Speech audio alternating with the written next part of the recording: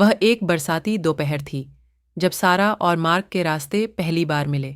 उस दिन बारिश लगातार हो रही थी, जिससे सड़कें भूरे आकाश को प्रतिबिंबित करने वाले चमकदार दर्पणों में बदल गईं। सारा अपना कॉफी कप हाथ में लिए हुए सोच में खोई हुई थी और भीड़ भरी सड़क पर तेजी से आगे बढ़ रही थी। अपनी हड़बड़ी में वह एक अजनबी से टकरा गई और उनके कॉफी के कप जमीन पर गिर गए। गर्म तरल छोटी नदी की तरह छलक रहा था। जैसे ही वे दोनों टुकड़े उठाने के लिए झुके, उनकी आंखें मिलीं और एक क्षण के लिए समय मानो रुक गया। यह एक आकस्मिक मुठभेड़ थी जिसे उनमें से कोई भी कभी नहीं भूलेगा। अप्रत्याशित मित्रता, साझा रुचियों और देर रात की बातचीत के कारण सारा और मार्क दोस्त बन गए। बर्बाद हुई कॉफी पर एक अजीब माफी के रूप में शुरू हुई बात जल्द ही दोस्ती में बदल गई। सारा को पता चला कि मार्क एक कलाकार है और उसे उसके स्टूडियो में सांत्वना मिली। देर रातें हंसी और साझा रहस्यों से भरी सुबह में बदल गईं। उनका संबंध निर्विवाद था और उन्हें जल्द ही एहसास हुआ कि उनमें उससे कहीं अधिक समानताएं हैं जितनी उन्होंने कभी कल्पना की थी। ब्लूम में प्यार सितारों की छांव में एक यादगार शाम जहां उनका एक दूसरे के प्रति प्यार बढ़ता गया। एक गर्मी की रात सारा और मार्क ने शहर की हलचल से दूर एक शांत पहाड़ी पर तारे देखने का फैसला किया। आकाश तारों का एक कैनवास था और वे पास पास लेटे हुए थे। उनकी उंगलियां बमुश्किल छू रही थीं। जैसे ही उन्होंने अपने अतीत की कहानियां और भविष्य के सपने साझा किए, उन्हें एहसास हुआ कि वे प्यार में पड़ रहे हैं। आकाशीय छत्रछाया के नीचे उनके होंठ मिले, जिससे उनके प्यार पर सितारों में लिखे वादे की तरह मुहर लग गई। दूर का सपना, वह बाधा जिसने उन्हें अलग कर देने की धमकी दी थी। मार्क ने हमेशा अपनी कला के लिए प्रेरणा पाने के लिए दुनिया भर की यात्रा करने का सपना देखा था। जब उन्हें पेरिस में 1 साल के कला निवास का प्रस्ताव मिला तो वह अपने सपनों और सारा के प्रति अपने प्यार के बीच उलझ गए। वह जानता था कि उसे जाना होगा, लेकिन इसका मतलब उसे पीछे छोड़ना था।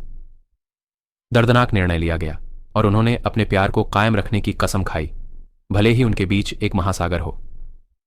अकेला साल अलगाव के वर्ष के दौरान उन्हें कठिन समय का सामना करना पड़ा। मार्क के बिना वह साल सारा के लिए अनंत काल जैसा लगा। उन्होंने पत्रों, देर रात फोन कॉल और आभासी संदेशों के माध्यम से संवाद किया। अकेलापन कष्टदायी था और वह उसकी उपस्थिति की गर्माहट, उसकी हंसी और उसके हाथ के स्पर्श को मिस करती थी।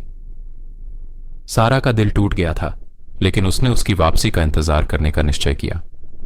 पुनर्मिलन और रहस्योद्घाटन, लंबे समय से प्रतीक्षित पुनर्मिलन और रहस्योद्घाटन जो सब कुछ बदल देगा। आखिरकार मार्क की वापसी का दिन आ गया और सारा उसके पसंदीदा फूलों का गुलदस्ता लेकर हवाई अड्डे पर इंतजार कर रही थी।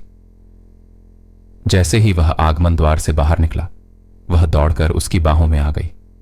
उसका दिल खुशी से फूट पड़ा। लेकिन जैसे ही उन्होंने एक दूसरे को पास रखा, मार्क झिंझके और अप्रत्याशित समाचार का खुलासा किया। पेरिस में अपने समय के दौरान उन्हें एक अन्य कलाकार से प्यार हो गया और वह अपने रिश्ते को जारी नहीं रख सके। दिल टूटना और उपचार रहस्योद्घाटन के बाद और सारा ने दिल टूटने का सामना कैसे किया। सारा तबाह हो गई थी।